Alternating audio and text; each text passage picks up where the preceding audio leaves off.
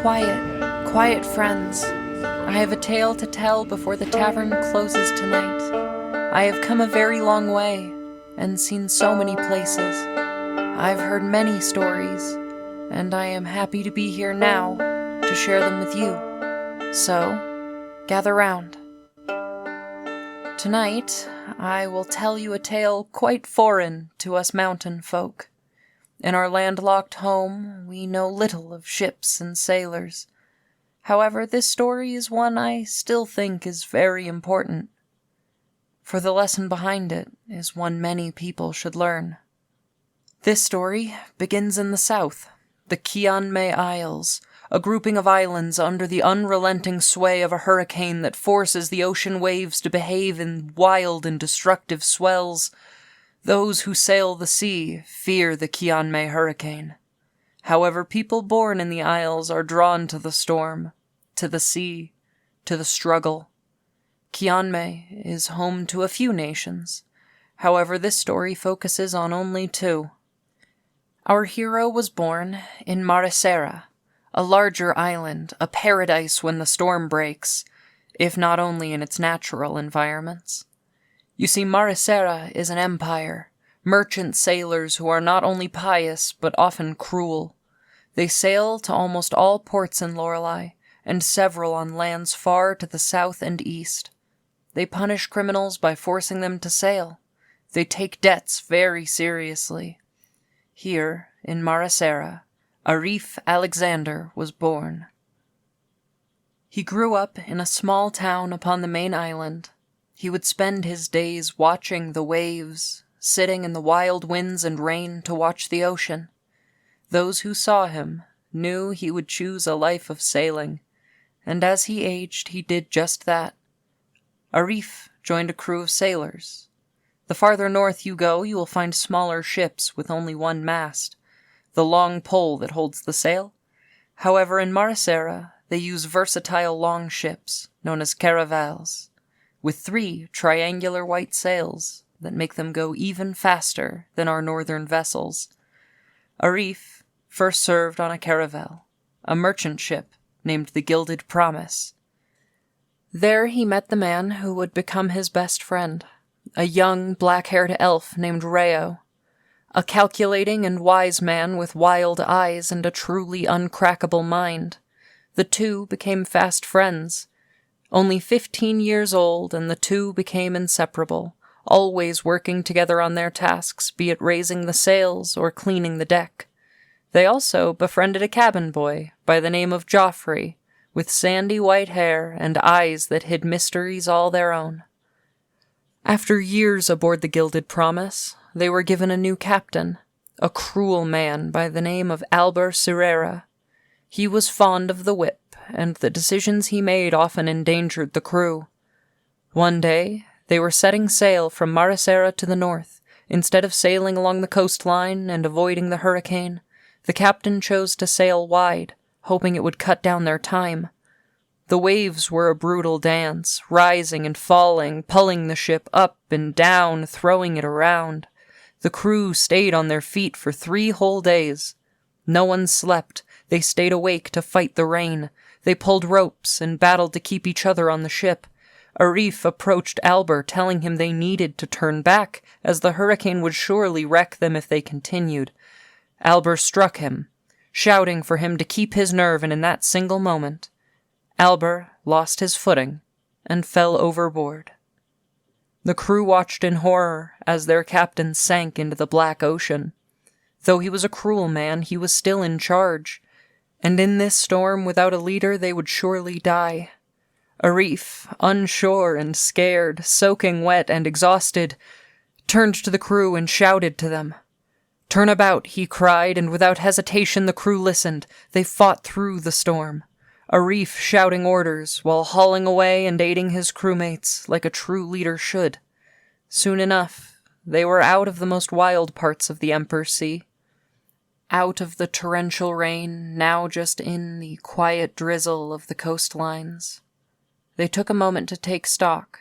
Arif counted every single man aboard to make sure they didn't lose too many, and Rayo double-checked his count just in case he got a little overzealous. Several of the men wished to turn back, others turned to Arif. He knew that if they returned without completing their mission, they would not be given any coin, and these were men with families, people who needed to eat, who needed a roof over their head to sleep under when they returned to shore. Arif was a sailing man, not frightened by the tide or the storm, but he put it to a vote anyways. Do we turn home, or do we complete our voyage?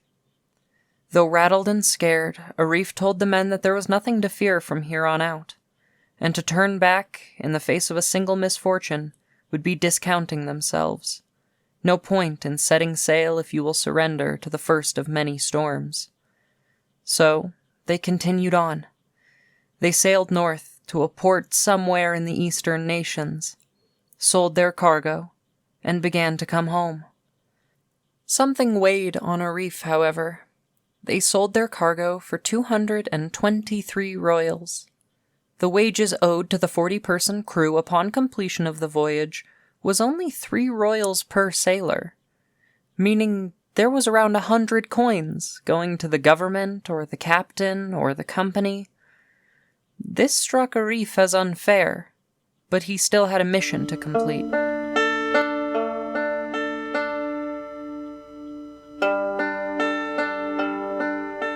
A while later, when they arrived back in Maresera, Arif brought the chest of royals to the Office of Merchant Affairs, and was surprised to see Elber standing in the office.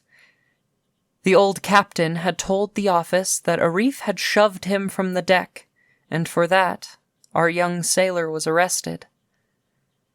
Arif Alexander sat in a briny prison cell. The punishment for treason was service. He was to be sent to an island to work on ships, scraping barnacles and working long hours in the storm. However, Arif still had faith. So when Rayo emerged from the dark and sat across from him on the other side of the bars, his mood was still as light and bright as ever.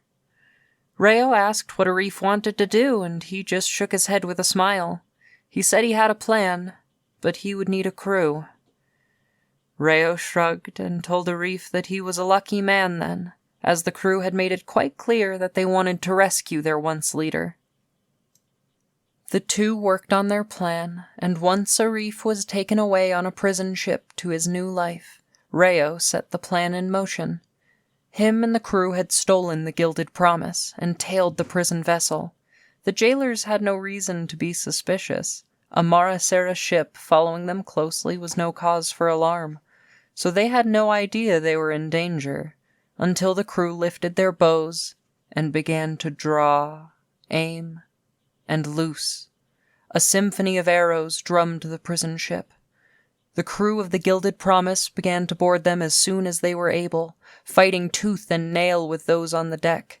As soon as the fighting stopped and the enemy surrendered, Rayo went to free Arif and the rest of the prisoners. The two friends embraced and moved back to the Gilded Promise. Again the crew's eyes turned to Arif, and he told them they couldn't return home. So those who wished to should board the jail ship back to Maresera.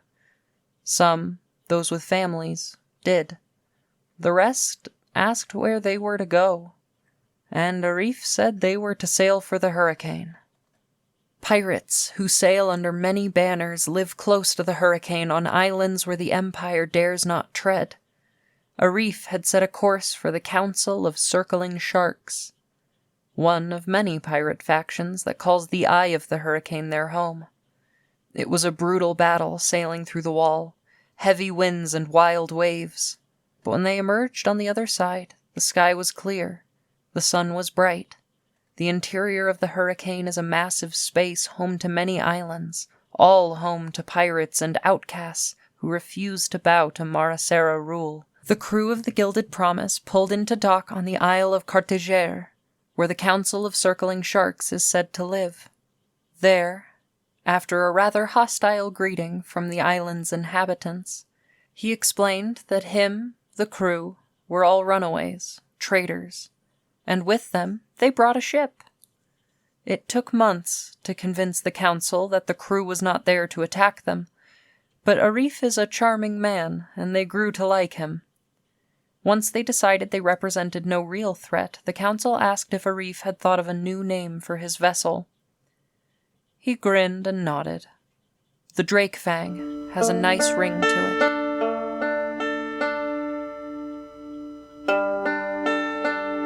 From then on, he and his crew sailed for the council, breaking out of the hurricane wall to attack merchant ships and bring whatever they found home. The crew's skill only grew, and no matter how bleak the moment, Arif never let the fear take hold of him, ever a font of positivity. However, the Maresera Empire had a new weapon. From far up north they had begun to buy large iron weapons from the Tivoli Piatdom, a black tube that could launch a heavy metal ball hundreds of steps away. To sink a ship. The cannon, designed originally to hunt dragons, now being used to kill pirates. The council was frightened. There was little they could do. Bows and crossbows couldn't win battles at that range, and there was no way the Piatdom would sell them cannons. No one else had this technology. No one knows how to make these outside of the Tivoli Piatdom. The council had to make a hard choice, and they decided to flee. They could barely leave the hurricane without a blockade of Maresera cannons sinking whatever they sent out. However, Arif didn't agree. He found the Drake Fang's old Maresera flag and tied it to the mast. He told the crew that the chances of them being sank the moment they leave the hurricane was quite high. However, not a one turned away. Through the wall of the hurricane they sailed, out of the sunlight and into the monstrous rain and vile waves. Arif stood at the ship's helm, the wheel. As the rain painted his face, the shadows of ships lingered in the distance. Flash, flash, boom! Cannons began to explode, and the heavy projectiles sailed through the air and crashed into the water. Arif shouted for the men to keep their nerve as they adjusted the sails into the torrential wind, and the Drake's Fang began to tear through the waves. The cannonballs were near, flying across the waves, impacting only a hair from the ship. Arif kept his eyes on his target, a gap between two Maresera ships. It would be tight, and the enemy would have quite a lot of time to deal a crippling blow. However, something happened. Joffrey, the cabin boy, stood upon the front of the ship and looked to the clouds. His eyes sparked to life like a star dancing in the dark. He raised his hands, and the storm suddenly shifted. The waves began to buffet the ships of the Empire. The wind hit the Drake's sails directly on. Joffrey had awoken. An Archon. An endless fountain of magical energy. A sea speaker. A magician who guides ships in the storm. As the Imperial ships were tossed about, they could no longer get a clear shot. Men fell overboard. The Drake's Fang moved at an incredible speed. Many Empire ships have their own sea speakers, but their magic was left unheeded. The young boy's control was far stronger than their own. They broke through the blockade and sailed north with incredible speed. The only time they slowed was when Joffrey grew tired and required rest. Though his magic regenerates rapidly, it's still quite exhausting to wield. They would sail silently up the coast unseen by Maresera ships. By the time they reached the Tivoli Piatdom, Reo finally asked Arif what he had planned. Arif just smiled and told him to be calmed. As they reached the northern tip, and the rain turned to snow, pulling into a Tivoli port, Arif stepped off the ship and was greeted with open arms. The members of the Piatdom didn't know the ship. How could they? All they knew was that it was flying a Maresera flag. Arif told them that his ship was here to gather as many cannons as he could, and another ship was coming in behind with their payment. They asked what he could possibly need so many guns for, and he thought fast. He claimed a massive crab, sent to destroy the world, was tearing through the Maresera Isles, and him and his comrades were going to take it down in a rain of cannon fire. And somehow, that worked. They loaded the Drake's Fang with cannons and guns, as many as she could hold, and then they began to sail home. And when they finally returned to the eye of the hurricane, the situation had gotten worse.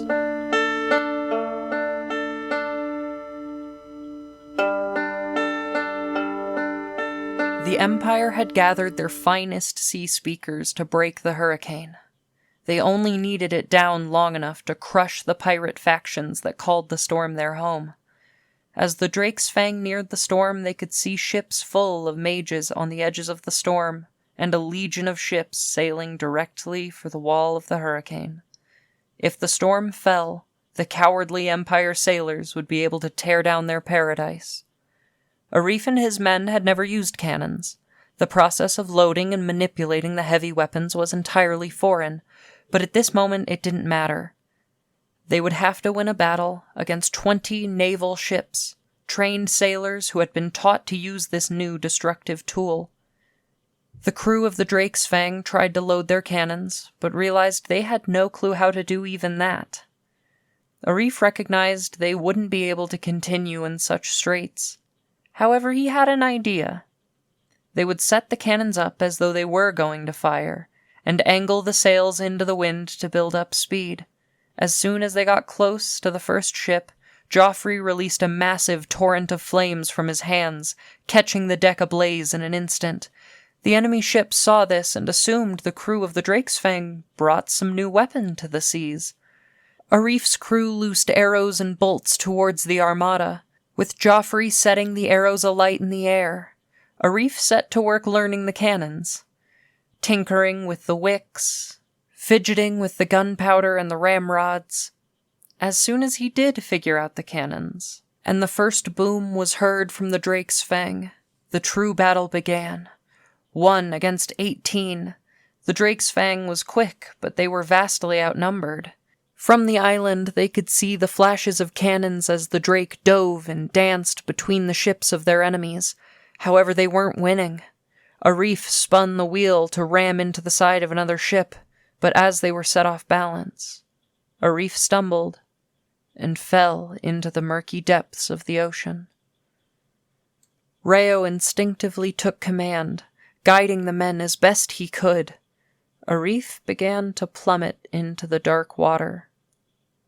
There in the darkness, he saw something moving. A beautiful woman, with wild hair and strange eyes. Arif surrendered, no longer swimming to the surface, instead just allowing himself to float, his eyes fixated on the woman. From all around her, people with shark-like tails began to circle and rise to the surface of the water.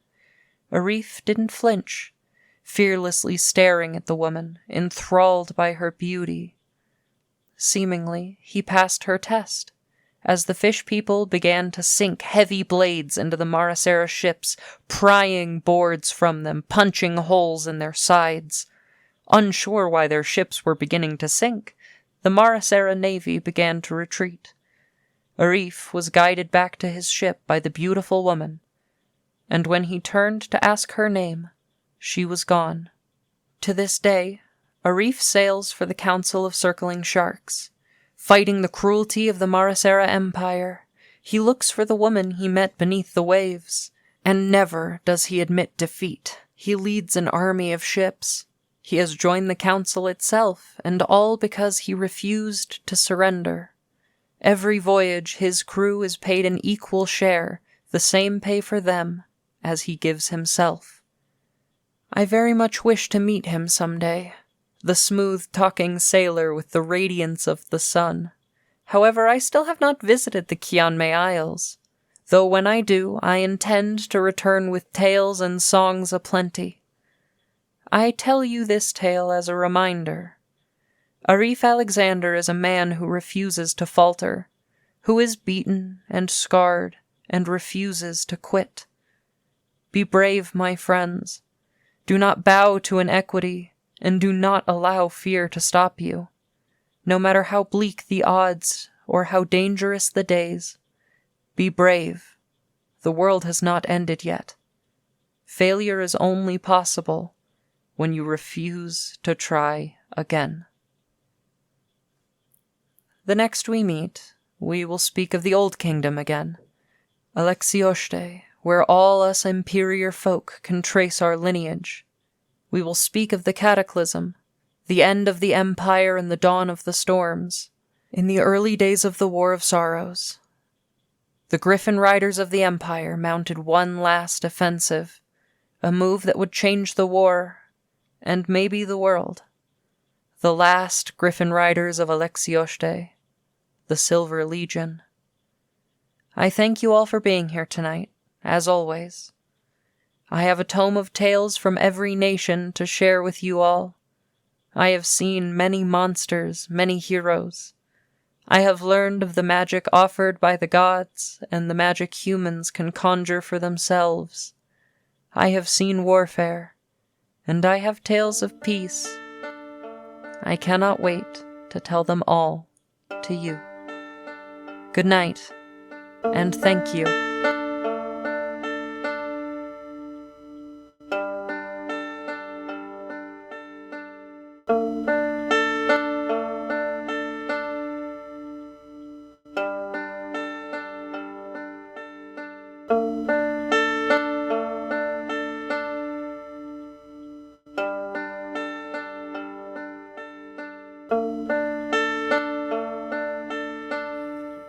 Legends of Lorelei is an immersive, fantasy fiction audio drama produced by Livewire Stories.